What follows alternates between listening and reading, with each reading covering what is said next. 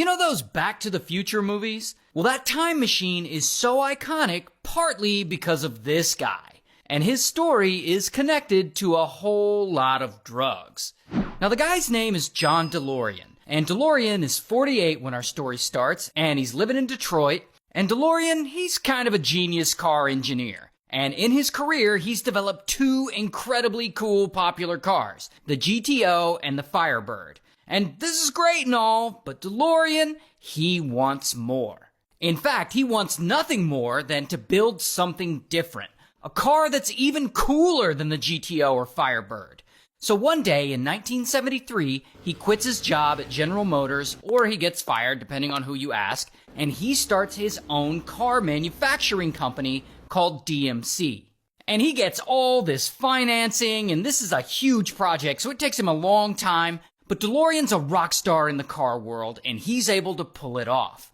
And around 8 years later, in 1981, his first car hits the consumer market. It's called the DMC-12. Here's a picture of it in production. Here's a picture of John DeLorean with a DMC-12.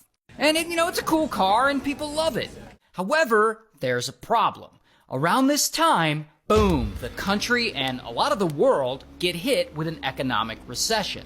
And to make things worse, this car is expensive. I mean, the average car during this time is about $10,000, but the DMC-12 costs $25,000, which is like $83,000 in today's money. Not to mention that the DMC-12 immediately gets a bad reputation. A lot of them were having performance issues, 2,000 of them had already been recalled. They're also slow compared to the other sports cars on the market. The gull-wing doors would often get stuck. So these cars are just not good quality. They're unreliable, and they're not selling. They're sort of the Cybertruck of their day.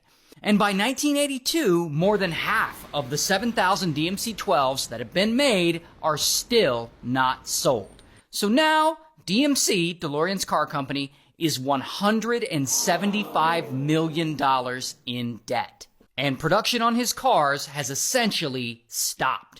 And he's looking anywhere he can for funding to get him out of debt. He even asks the British government for money, and Margaret Thatcher herself turns him down, like, nah, bro.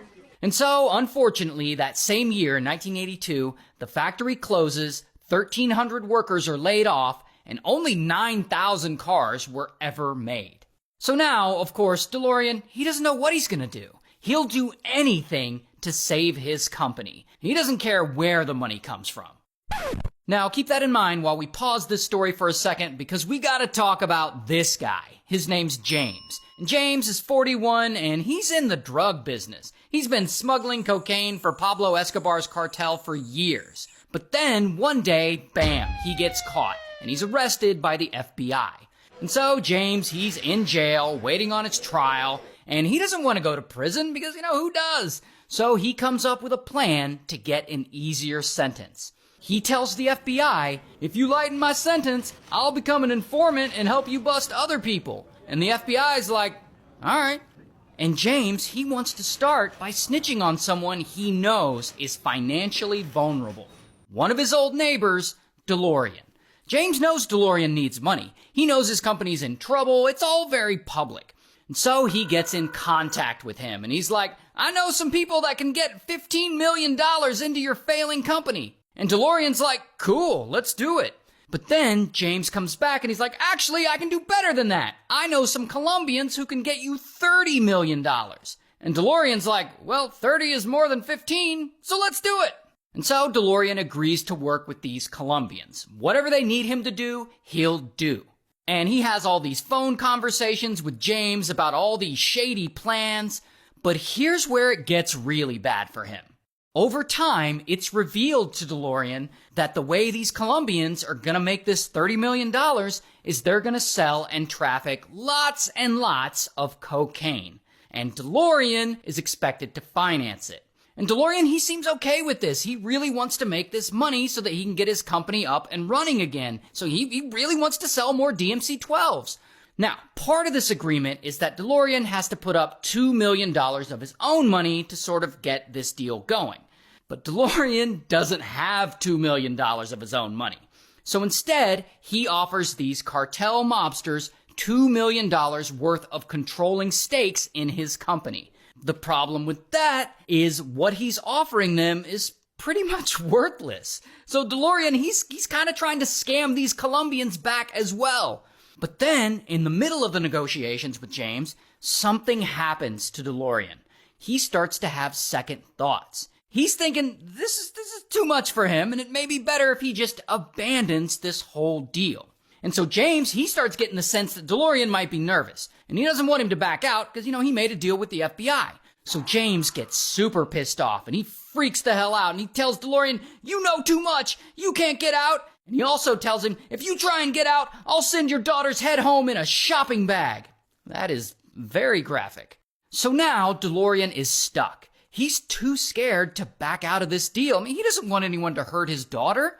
And so at some point, he goes to Los Angeles, and there he goes to a hotel room to meet with all these Colombian drug trafficker guys and some investors. And this hotel room is where this massive drug deal is about to go down. And so they're all hanging out there, and one of the guys shows him a briefcase full of cocaine, and DeLorean tries some of it, apparently, because, I guess you gotta do that. Here's the thing about all this, though. These Colombian cartel investor guys in the room with him, they actually aren't cartel at all. They're actually undercover FBI agents working with James, and they're setting DeLorean up to bust him.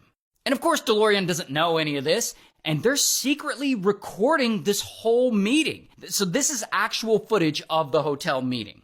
And so they continue on. They continue on with this deal. And suddenly, boom, the FBI busts into the room, and bam, they arrest DeLorean. And I don't have a mugshot, but here is a picture of him in real life. So now, DeLorean is charged with drug trafficking, and in 1984, he goes to trial over all this. And at the trial, DeLorean's very expensive legal team argues that he was entrapped into this drug deal. That he really wanted to back out of it early, but that James told him that if he does try to back out of it, that he'll send his daughter's head home in a shopping bag. And so they claim that he only stayed in the deal to protect his daughter. Meanwhile, while all this is going on, this is a huge media story. Like, this trial is on the news every day. And a little movie is in the process of being written. A movie called Back to the Future. And as you know, it's about a teenager and an old man who time travel together. And the director of this movie, Bob Zemeckis, suggests that for the time machine, they use a DMC-12 because he really likes that car. Now, during this time, the DMC-12, it's kind of considered a joke. Like, they're slow, they're unreliable, it's a failure of a car whose maker is on trial for trafficking drugs. But Bob still thinks they're really cool. He really loves the way the gull doors open up and all that stuff. And so, that's what they use. That's what they use for the movie. And they shoot it. Now, back at DeLorean's trial, his defense of being afraid for his daughter's life, it actually works. The jury believes him, and he's acquitted on all charges.